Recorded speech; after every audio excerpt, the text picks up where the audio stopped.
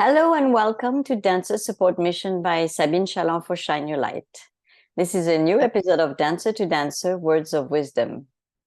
And I've created this platform to meet the person behind the dancer and share with you all not only the highlights of someone's career, but also the challenges behind the scenes.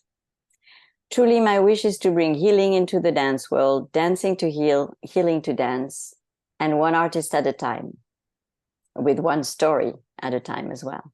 So I do believe that storytelling gives us an opportunity to learn from another person's experience, and it can shape, strengthen, or challenge our opinions and values. Hopefully, this will allow you to embark or reflect on your own personal healing journey, inspired by others' experiences. So today, I am delighted to welcome Annabelle Lopez Ochoa. Annabelle, thank you so much for taking the time to be with me. I know you've been super busy. I've been running after you for a little while. So I'm very glad you're here with us today. Thank you. Yes, you caught me on my holidays. So I'm in one place and I'm chill. Good, nice. So listen, so like all my guests, I would like to know, why you started dancing, when you started dancing, and, how did it all unfolded for you? Okay, so I think between my 5th and my 8th year, I was a tomboy. I dressed like my brother. I wanted to be like my brother.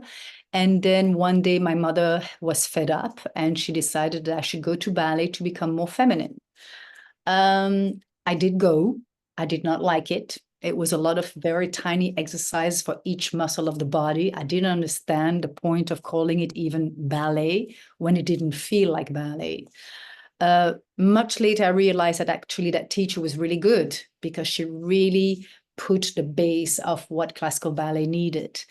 And my mother said, you have to do it at least 2 years and stop. And in the end of the 2nd year, we had a little performance. And the tiniest people like me, 9 years old, were doing a little dance, a little routine. Then we sat on benches and then we were looking at the older dancer who could do tricks. And I suddenly had an epiphany and I realized, oh, so the more I will learn the steps, the more I'll gain freedom on stage to express myself. And the stage and the experience of expressing and making a performance, that really caught my passion. And so I begged my mother to please leave me ballet because I wanted to dance. So in the 3rd year, the teacher saw that I was very disciplined and I was listening well. And I was, I had abilities to become a dancer. And then she said to my mother, she came home and I was sent to my bedroom and she talked to my parents and she said, your daughter has talent. There is a professional school in Antwerp. We were living in Brussels. The only thing is it is attached to a boarding school. So she would only come home during the weekends. So I was called to my parents and they told me that there was this school and my parents didn't have a good relationship. So I wanted out. I wanted to escape the home situation that was toxic. And I thought, well, if I go to that ballet school and I stay in a boarding school, then I'm out of the house. So my decision to become a dancer or to go to the ballet school was not based on that I wanted to be a dancer, but was based as an escape. And so here I went. I auditioned in March. I remember that. And I didn't get into the ballet school because we found out that physically I was not apt. So I didn't have the physique for the classical ballerina. My legs were too short. My arms were too short. My muscles were too developed in my legs. I was flexible. I was musical. I was turned out. I did have feet. But I was not accepted. So I was really disappointed. In May, there was... How old were you then? 12? I was 10. 10, okay. On the month of May, they had an open door of the school and they came to Brussels. So I took classes by several teachers of the school. And my teacher talked to the director of the school, the Royal Ballet of Flanders. Her name was Madame Brabants. And she said, that's the girl that I think is talented, but she does not have the physique. So I was called to that lady, and she said, turn around. My mother was there. Turn around, squeeze your buttocks. I squeezed my buttock in a fixed position, and she said, look, she already has cellulitis, and she's only 10 years old, so that's not going to work. So I turned around, and then she asked me, are you going to go on a diet? Are you going to lose 2 kilos? And for me, I mean, at 10 years old, I had no idea what diet was. I didn't understand the concept of 2 kilos. I just said yes. And she was like, okay, then you can come to the school. And that's how I was accepted to the Royal Ballet of Flanders School, lying about the fact that I was going to go on a diet. And that was the beginning of a big journey of disagreement with my physique. So all my teachers said that I was too big. Every time I would get a report, I was fat. I had to go on a diet. I had to be careful of what I've eaten. It was always about the body and not really about the technique. And so after 1 year, I was 12. My teacher at the Royal Ballet of Flanders School talked to my mother and said, it's not going to change. And then my mother said, okay, I'll take her out of the school. Once again, I was disappointed. Once again, the director of the school said, this girl is really special. And my teacher said, but she's leaving. And so at the age of 12, that's when I was in the 6th year, again, I was saved by the director asking and begging my mother, please let her stay in the ballet school. But that was in Antwerp then? I was in Antwerp. Okay. And my mother said, then I don't want to hear anything about her physique, because that cannot be changed. She's born with that body. My father is Colombian, my mother is Belgian, so I have a different body than the white people in Belgium, and a different skin tone. And so she said, okay, so I did hear about my physique, but it was never an argument for me to be expelled from school. It would have to be technique. And so I, did 6. How did you feel about this? I mean, this is crazy. This is tough. Well, yeah, it's basically brainwashing. It still follows me to today that I think that my body is ugly. And I think the challenge is when you're young and your teacher thinks you're too fat, they stop correcting you. They stop giving you attention. And so as a young kid, you put the relationship between being fat as being liked, being a good human being. So that was really tough. That was very toxic. It would not happen today. It's a no-go zone, or maybe in some schools, I don't know. But for years, when I was surprised, there's still some places that are really, well, they don't say it. It's even worse, but it's unsaid. They don't say it. So yeah, but yeah, in my 20s, I still suffered with the fact that I was embarrassed to walk around the streets if I did not have something covering my body. So I was wearing a lot of baggy clothes, and I had periods of, tight clothes, baggy clothes. And so when I was 17, I auditioned. I did 10 auditions, and I was not accepted by 9 companies, some of them saying that they couldn't believe that I came from the Royal Ballet of Flanders because I was so fat. And I look at pictures now, I'm like, I was not fat. I was very muscular. So I didn't look really like a classical dancer. And at the time in the 80s and 90s, if you were going from classical ballet to contemporary, you were seen as a failure. So I felt like I was a failure. But I have to say that my heart wasn't with classical ballet really, because when I was 15, I wore my first tutu and I started laughing because I looked odd. I felt odd. I felt like I could not be able to represent a princess or something that is, very delicate and elegant. I didn't feel elegant. So I guess a tomboy was still in me for some reason. Well, that's your strength as well, I would say, no? Maybe the masculine energy, but reflecting on what that was, I think that I didn't feel like a man. I just liked how society and my parents were treating my brother, and I wanted to be treated equally. And I think that has followed me my entire life until today. It's how I feel treated if people see me as a young girl or young woman. actually, when I was 20 years old and dancing in Jazz in Holland, I remember that I shaved my head when I arrived in Holland because I didn't like how people were looking at me like a young girl. And it's all it's not a gender, it's a gender dysphoria, but stemming into I want to be treated equally. Don't put me in that position of I'm just a young girl, pretty, and shut up, sort of that. But we can also look at it a different way, that we all have the masculine and the feminine within us, and it's up to us to find the balance that fits the best for us, and some will have a bit more of the feminine, a bit more of the masculine, and sometimes that would be the ideal, right?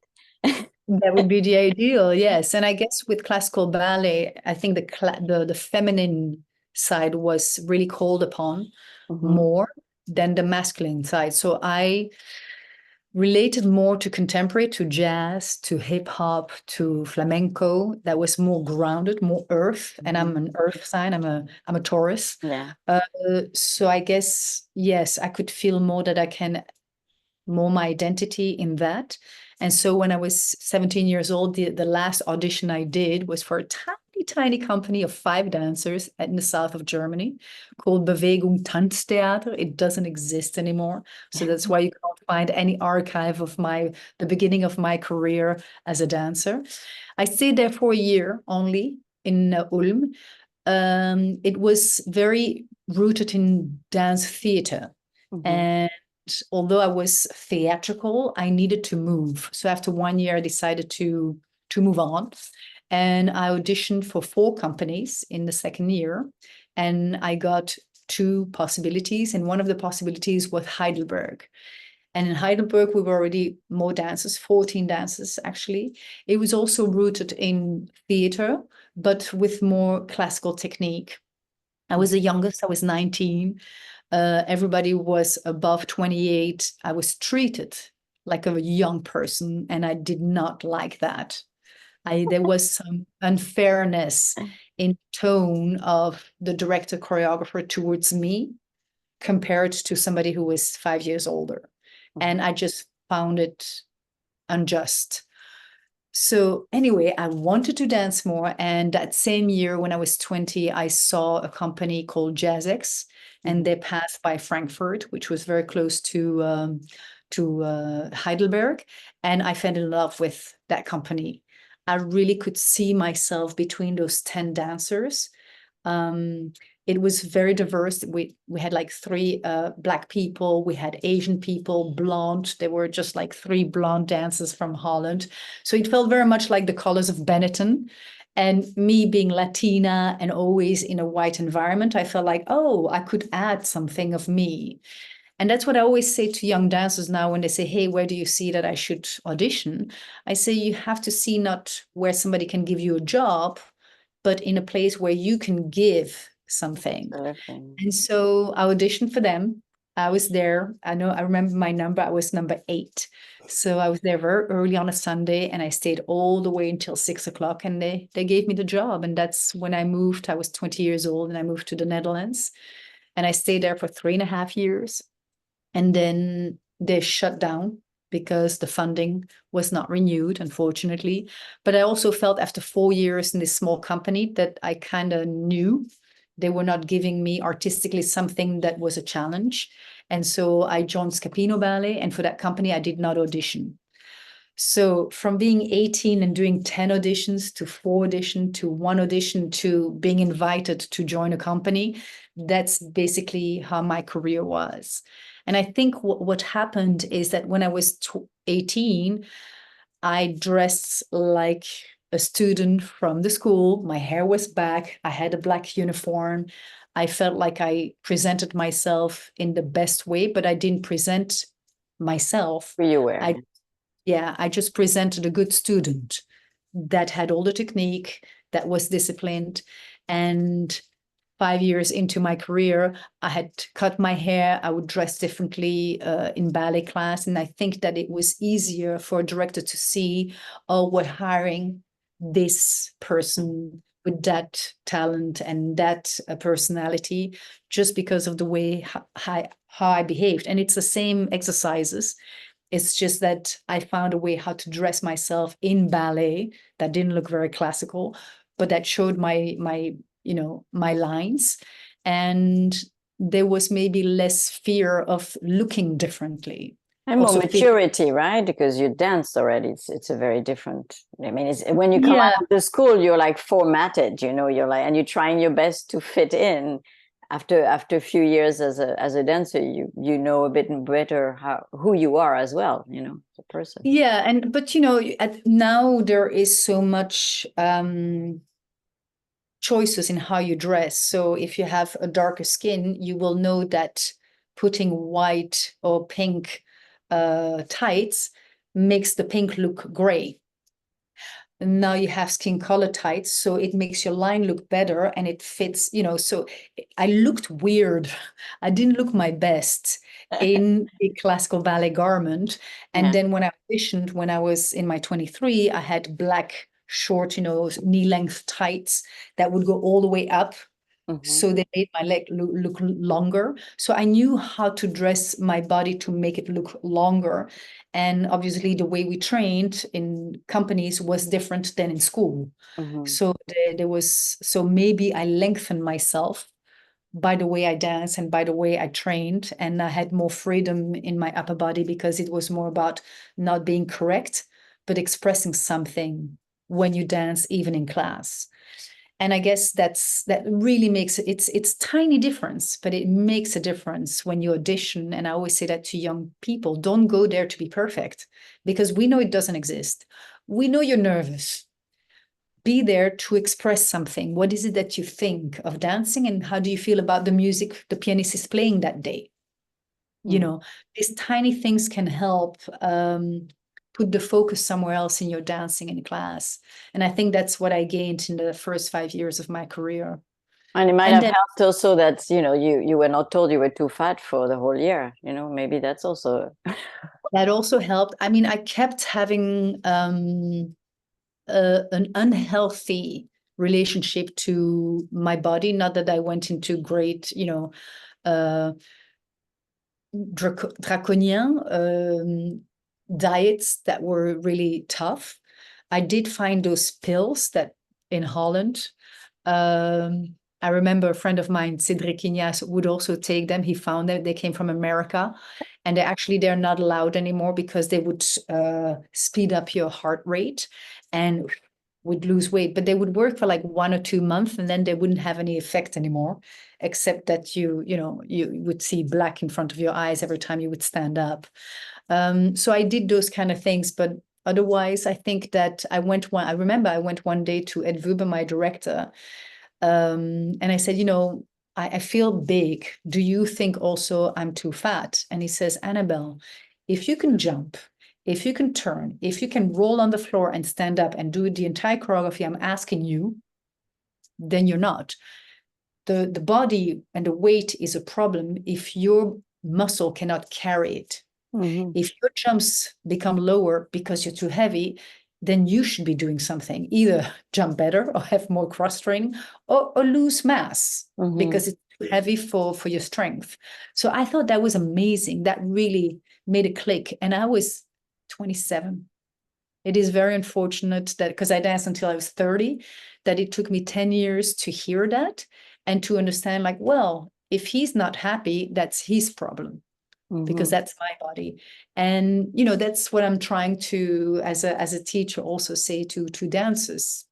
It's you decide if you're too heavy. It's mm-hmm. not the shape, it's the weight. If you feel that you're too heavy, maybe you need to do more muscle training, yeah. Go to the gym, or maybe you need to stop the sugar for a moment or something, but it should come from you. Yeah, and but also respect your body type, because also there's some things that you cannot change, and harness your strength and make that invisible. Then, because I've seen many dancers make those little problems completely invisible because they were so extraordinary in the energy, in the dynamic, in the jumps and whatever, Yeah, that's what I like to see. Yeah, we both know Yumiko Takeshima, which Exactly. was the dancer that I worked with at Dutch National Ballet when I made my first piece on point shoes. I Hmm. was invited by Ted Branson, and he said, the only thing is it has to be on point. And I was like, damn, I've never done something. So I made a piece of 8 men and 1 woman. That was my way of not doing point shoes. It was so interesting. She was such a smart, intelligent dancer. And she told me, Amazing. I don't have the biggest arch. I don't have the biggest turnout or anything the best. I just look for a way. She really sculpted the shapes that she was making, looking in the mirror. So she was not looking in the mirror to judge herself, but to sculpt. Hmm. I love that. Sculpt your Yeah. body, sculpt your lines, and find what suits you the best when you're in effacé, in croisé. Arabesque might be a little bit of secabesque in some, Yeah. position. Yeah, it's Extend being and creative. Absolutely. You have to work with what you have, not try to beat yourself up for what you don't have, because it's the recipe for disaster. unfortunately with social media, sometimes you see such beautiful pictures, but picture can be touched up. No. Well, And the not light, only that, but a picture is a stiff moment. It's not a yeah, movement, in the end. And dance is movement. yes, movement and energy. Hmm. So, wow, this is really because I discover, your story as we go, because I didn't know you before. So it's really fascinating. So from that, what made you become a choreographer?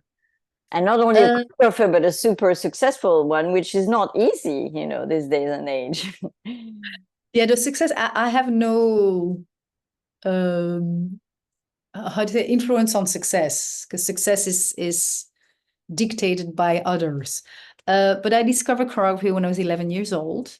It was in the ballet school. On one day, my teacher came in, and we were all running to the bar, and we all ran to the bar. It's because there were fat mirrors and skinny mirrors. I don't know if you remember those days. Everybody's like running to be next to the skinny mirror to feel good that day, and then the next day you're in the mirror that makes you go into weird shapes. So anyway, that day we were all running. She's like, "Don't run," because she was used to that ritual. She said, "Today I'm going to leave you with the pianist for 1 hour, and I'm going to go get coffee, and you're going to choreograph 2 by 2 on this piece of music." It was like 50 seconds, 1 minute of piece of music. I didn't even know the word choreography at the time. She left. I took my best friend. We did something. My best friend, thank God, was not creative. So I had the word, everything.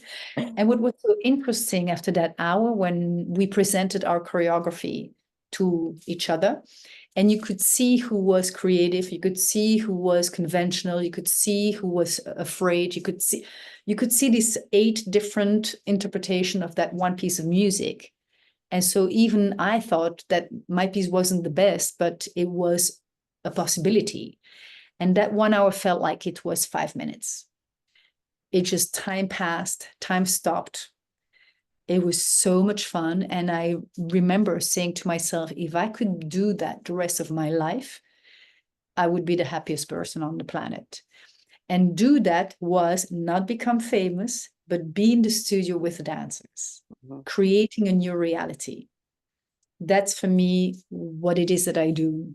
I never try to gain fame or be famous. That was never a wish. You can be famous and do When I say one. successful, is that you're very prolific and you've created a lot. For me, that's success. You know what I mean? And you have places to do your ballets, and that's success. You Yeah, know what I mean? And this is wonderful because you have a list of full-length ballet on story ballet, which is also something quite amazing for the time, because most people redo a classical, make a new version of something that's already there, but you create from scratch, even the music and everything. So, I mean, yeah. tell us a So little bit more anyway, about that. yeah, I discovered it at 11, and until I was 30 years old, because I really believed that I have to first be a dancer to become a choreographer.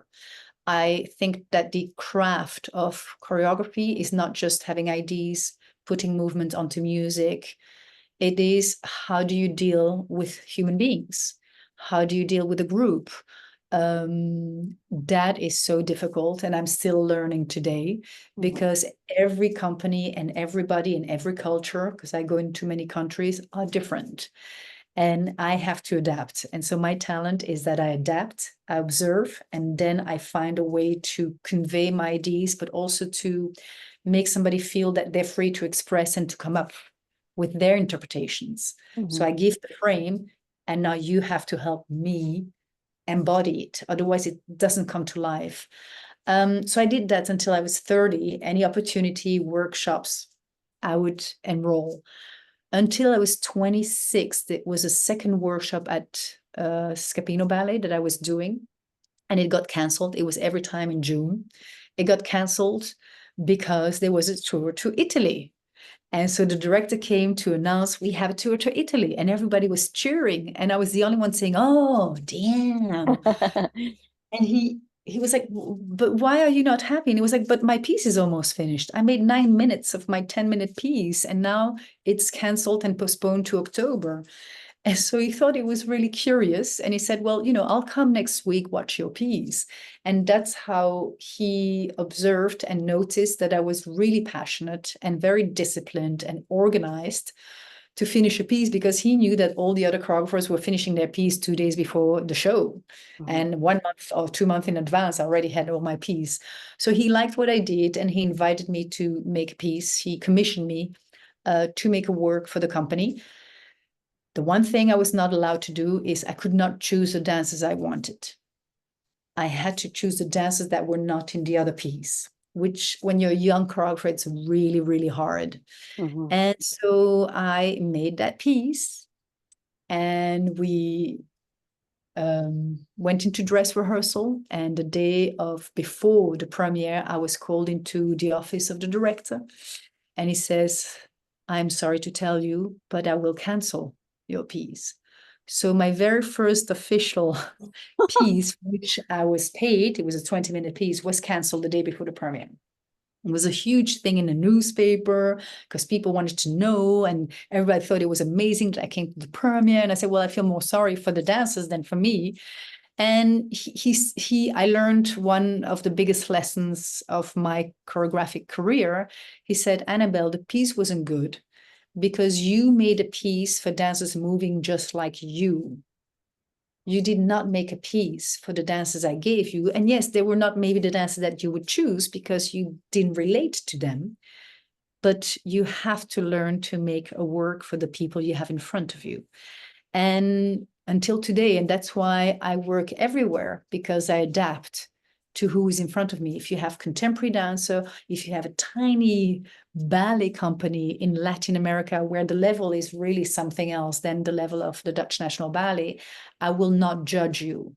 I will make a piece on you, for you, and I'm going to try to make you shine, because that's my job as a choreographer. And I've learned it the very hard way. Wow, yeah. Yes. So yeah, from one thing, once I tasted what it was to be a choreographer, to, come up with music ideas, and I was so much in my head that I decided to stop dancing at the age of 30. Yes, because I wanted to do that the whole time. Great. So what would you say is the most challenging thing in actually creating ballet, being a choreographer?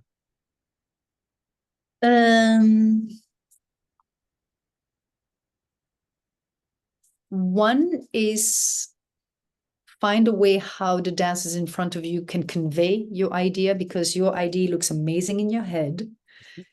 Then you have the movement. Then there's a musicality. And right now I also do narrative. There's a character. You hope that the dancer do their own homework to read about the characters.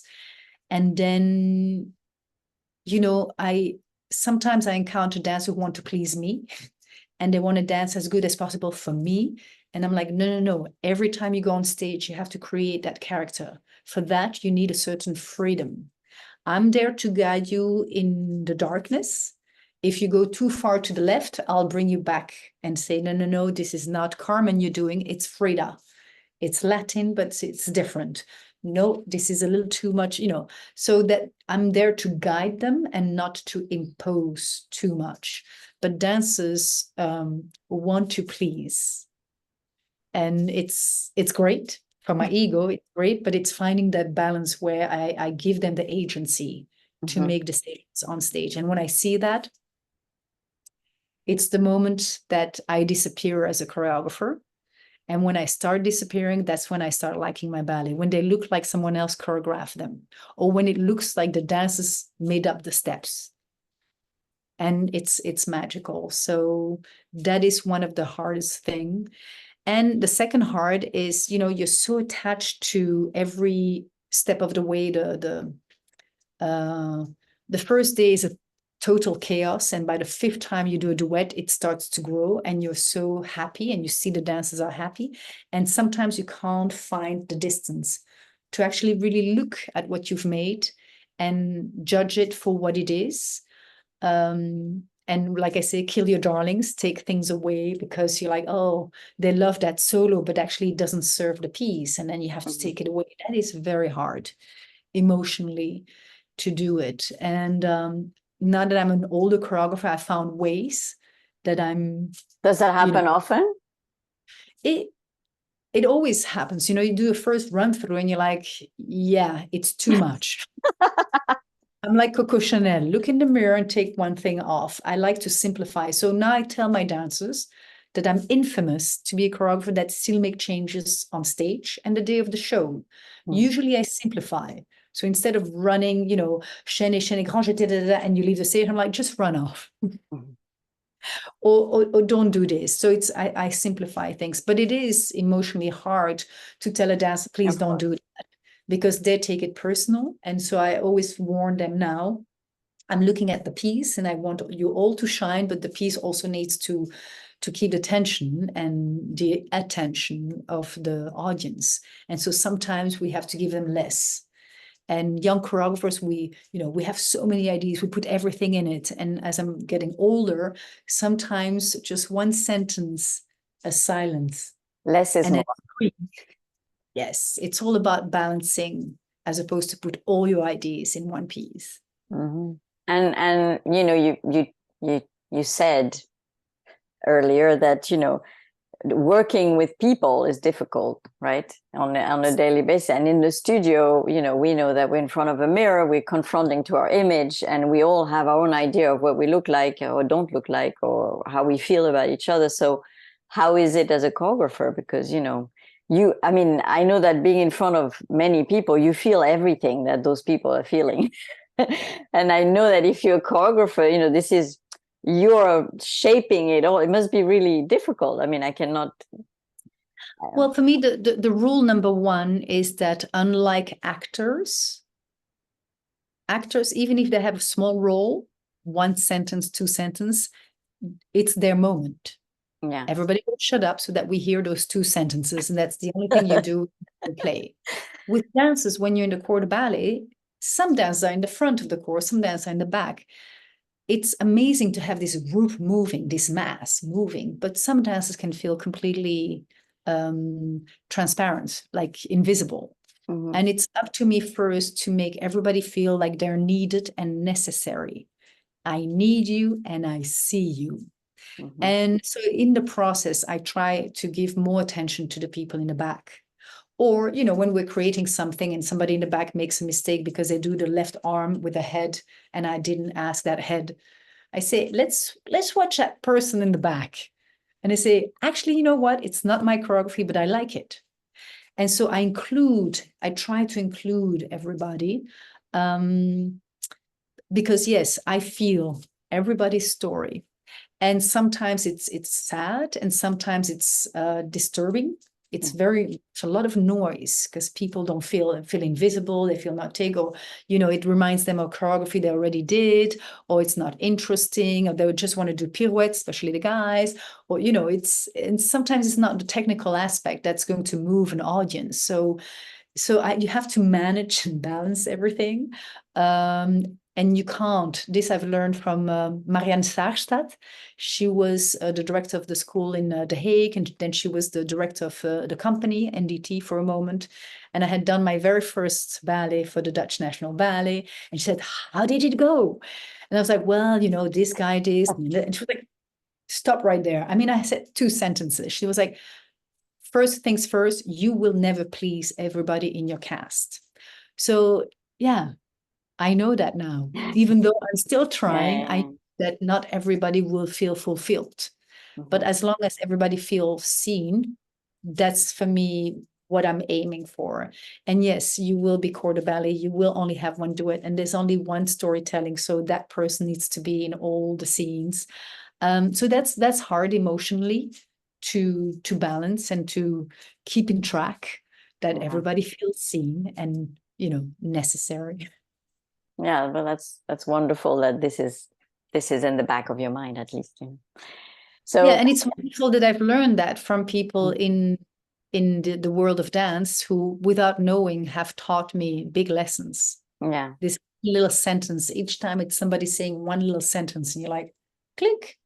Yeah. It enlightens you how to proceed. Beautiful. Sounds good to me. Anyway, so we're going to have to wrap it up because it's almost time.